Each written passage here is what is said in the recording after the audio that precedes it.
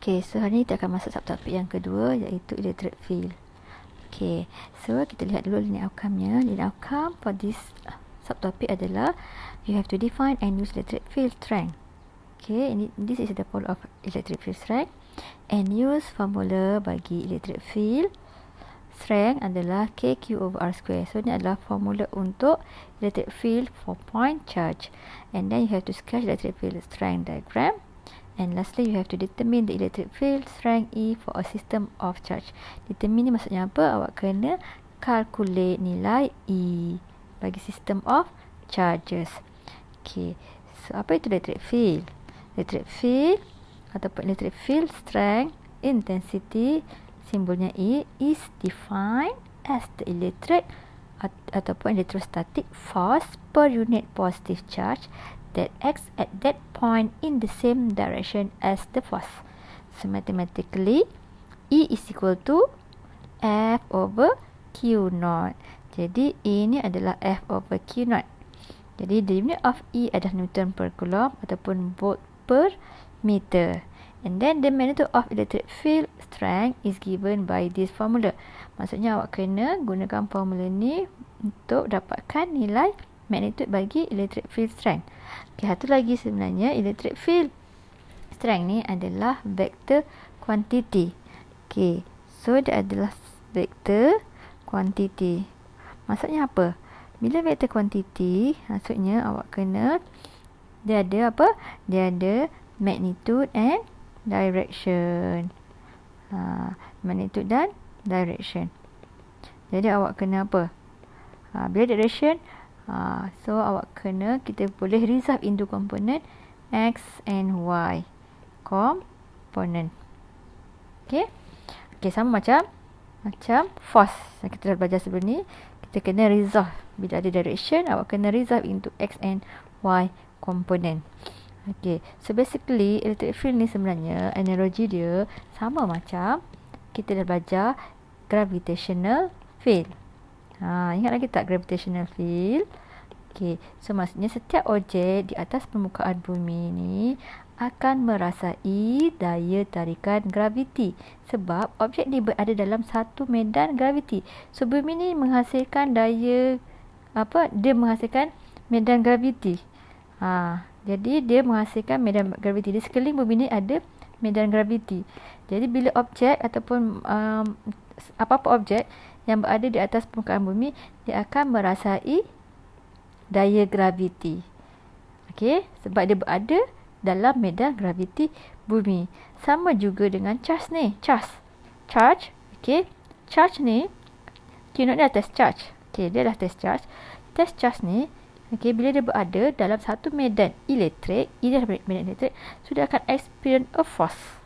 So kita lihat contoh yang ni pula. Consider a test charge Q naught located at a distance R. Okay, Q naught ni berada pada distance R from a point charge. Okay, apa maksud point charge ni? Point charge ni yang akan create electric field surround the charge. Maksudnya dia akan create electric field di sekeliling point charge ni. Point charge adalah sumber yang menghasilkan electric field. So bila adanya test charge berhampiran dengan point charge ni, dia akan experience a force. Okay, so dia akan experience a force. Okay, daripada formula force, okay, kita tahu bahawa force ni terhasil bila ada dua charge yang berhampiran. So contoh test charge ni positif. Okay, ni adalah Q naught. Q naught adalah Q2, yang ni Q1. Okay, Q1 adalah Q besar, Q naught tu adalah Q2. So kita akan dapat satu formula F sama dengan K Q1 adalah Q naught tu adalah Q2 over R square. Okay, daripada definition electric field pula, E sama dengan F over Q naught. So F ni, nilai ni awak bahagikan dengan nilai Q naught. So Q naught dengan Q naught ni boleh cancel. So awak akan dapat satu formula baru, E sama dengan KQ over R square. Okay, K ni pula kita boleh abaikan, sebenarnya nilai dia adalah 1 over 4 pi epsilon naught. So yang ni kita boleh abaikan sebab nilai dia adalah constant. Kita just guna sahaja nilai K yang diberi ni. K adalah 9 darab 10 kuasa 9. Okay, Q ni pula adalah magnitude of the point charge. Okay, magnitude bagi point charge. R adalah distance daripada point ini. Okay, R point ni ke point charge. Daripada point dan point charge ni. Itu adalah R. Okay, kalau awak lihat formula ni, nampak tak? E ni depends kepada Q sahaja. Kalau F depends kepada Q1 dan Q2, iaitu Q point charge dan test charge. Okay? Okay, ini adalah kita dah lihat formula. So, ada dua formula lah bagi E ni. Satu formula daripada definition F over Q0. Yang kedua formula terbitan daripada definition ni. Itu kita akan dapat KQ over R square. Okay, so kita lihat semula. Apa itu electric field lines? Okay, so electric field lines start on positive charge dan berakhir dengan negative charge. Okay, start on positive and end on negative charge. Okay, so kita lihat figure ni. Figure show electric field patterns around the charge and metal. Okay, kita ada yang pertama sekali adalah single point ataupun positive charge. Okay, single positive charge. Okay, electric field line nya adalah outward, radially outward. Okay, ini adalah direction bagi electric field line keluar daripada point charge. Positive point charge. Arah dia outward from the charge. Bila awak lukis, awak kena sentuhkan dekat point charge tersebut. Okay, so field direction dia yang biru ni, tangent kepada field line. Okay. Okay, seterusnya untuk single negative charge, maksudnya point charge tu negatif. Bila point charge tu negatif, direction bagi electric field inward, ke dalam. Ke dalam, inward. Okay, so field direction ni yang biru ni adalah tangent kepada field line. Okay. Seterusnya, two equal point charge of positive sign and negative sign. So, maksudnya charge ni berlainan sign. Satu charge positif, satu charge negatif. Macam manakah dia punya field line ni? Okay, dia akan jadi curve. Okay, so maksudnya daripada kalau line yang mendatar ni sudah akan jadi lurus. So kita tahu bahawa field line ni dia start from positive. So direction dia mesti daripada charge positif ke arah charge negatif. Dia akan berakhir dengan negative charge. Okay, so bila dah ke atas ni, maksudnya so dia akan jadi curve. Okay, dia akan jadi curve macam ni Okay, so curve. Okay, hati-hati yang di sebelah sini. Sebelah sini awak jangan lukis begini, salah. Kalau awak lukis begini seolah macam ada charge negatif kat sini. So dia mesti melengkungnya ke arah charge negatif. Sama juga ni, melengkung seolah datang daripada charge positif. Melengkung dia ke sini. Jangan awak lukis melengkung begini. Salah lah. So melengkung ni kena betul. Yang bahagian hujung ni Okay.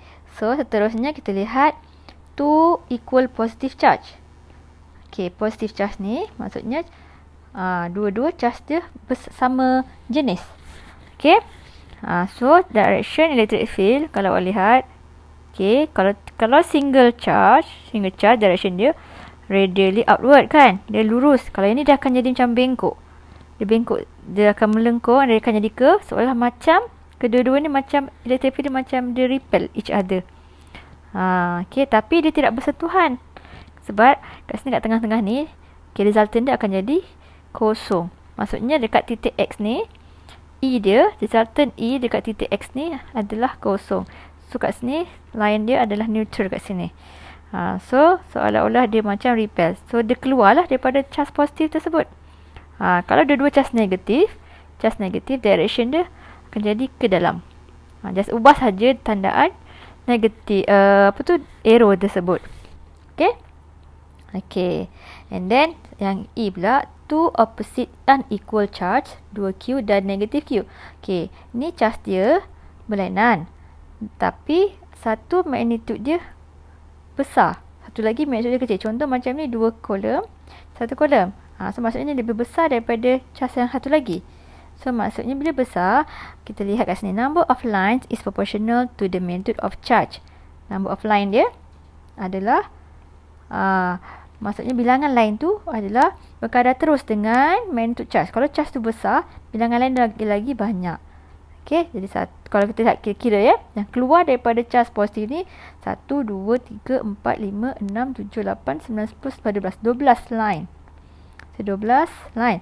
Jadi yang kat sini yang masuk adalah 6 saja. 1, 2, 3, 4, 5, 6 sahaja. Okey, 6 sahaja yang masuk. Yang masuk dekat charge negatif. Okey. Boleh faham ya? So tak adalah lebih-lebih kat sini, tak ada. Okey, last sekali. Two opposite charge parallel plate. Okey, so parallel plate ni maksudnya apa? Plate yang mempunyai charge yang berlainan. Sebelah charge positif, sebelah charge negatif. Jadi direction electric field line ni adalah dia perpendicular to meter surface. So perpendicular dengan meter surface, maksudnya dia luruslah ni. Okay. Dia directly from positive plate to negative plate. Daripada positif ke negatif. And then dia parallel and equal space. In the center, dekat tengah-tengah ni, dia punya space dia sama. Hampir sama lah ni. Okay. Tapi dah bahagian dekat luar ni, dia dah kat luar ni, sebab dah tak ada plate ni, dia akan jadi curve sikit. Okay. So inilah direction bagi electric field bagi parallel metal plate. Okay.